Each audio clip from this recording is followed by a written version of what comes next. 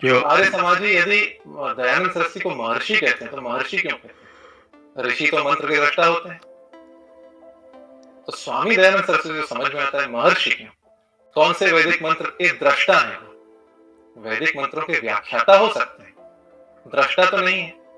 देखिए, as always मैं कहता रहता हूँ वीडियो के अंदर हमेशा कि आर्य समाज एक जाहिल समाज है और इनके जितने भी कुतर्क हैं, वो जो हमारे ऊपर क्वेश्चन लगाते रहते हैं, वो सारे के सारे गलत हैं। वो कहीं ना कहीं अपनी ही चीज़ों को प्रमोट करना चाहते हैं।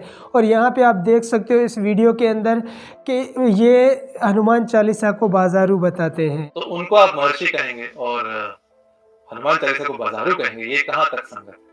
डूबकर मर जाना चाहिए आर्य समाजियों। और आर्य समाज से पहले तो उन लोगों को डूबकर मर जाना चाहिए जो इन चीज़ों को फॉलो करते हैं। क्या दयानंद सरस्वती सच में महर्षि थे? तो चलिए एक नज़र उनके ऊपर भी डाल लेते हैं कि आखिर इन्हें महर्षि कहता कौन है। दोस्तों, महर्षि दयानंद सरस्वती जी ने अपनी पुस्तक सत्यार्थ।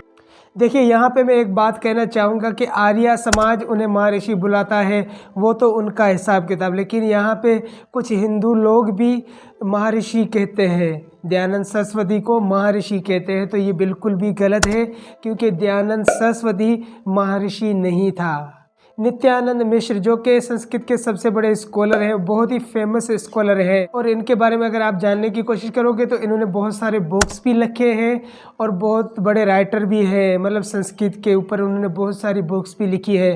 तो ये बताते हैं अकॉर्डिंग टू आवर स्क्रिप्चर हम दयानंद सरस्वती को महर्षि नहीं कह सकते।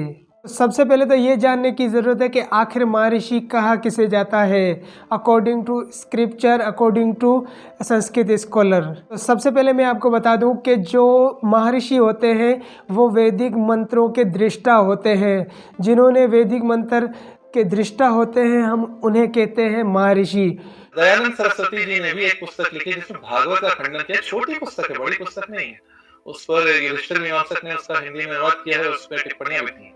उसमें कैसे कैसे इन्होंने आपत्ति जताई, कुछ आपत्तियां तो मेरे पल्ले नहीं पड़ती।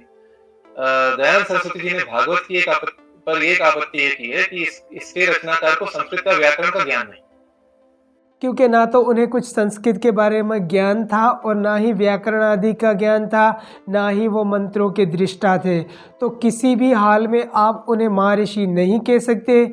और उन्होंने जितने भी कुतर्क किए हैं, जो भी सत्य प्रकाश में उन्होंने जो लिखा है, और वो सारी की सारी चीज़ें व्यर्थ हैं। सिर्फ आपको जितने भी हिंदू हैं उन्हें जस्ट इतना ही कहना चाहिए दयानंद, स्वामी दयानंद भी नहीं कहना चाहिए, क्योंकि स्वामी दयानंद वो कहते हैं और वो कह सकते हैं जो आर्य समाजी जो। और दयानंद सरस्वती कितना बड़ा खोजी था वो तो सबको पता है कि एक मुर्दे को चीर दिया था और फिर उसमें से कुछ चीज़ें निकालने के लिए। और आर्य समाजी ये जो चिल्लाते रहते हैं ना बार बार महर्षि महर्षि महर्षि, इनको खुद को पता नहीं है कि इनके जो महर्षि है उन्होंने क्या गुरगोबर किया है अपने सत्य प्रकाश में। तो इस वीडियो में इतना ही, मिलते हैं एक नई वीडियो में। आई होप कि इस वीडियो को ज़्यादा से ज़्यादा सपोर्ट करोगे और लाइक शेयर कमेंट भी करोगे और चैनल को ज़रूर सब्सक्राइब करोगे।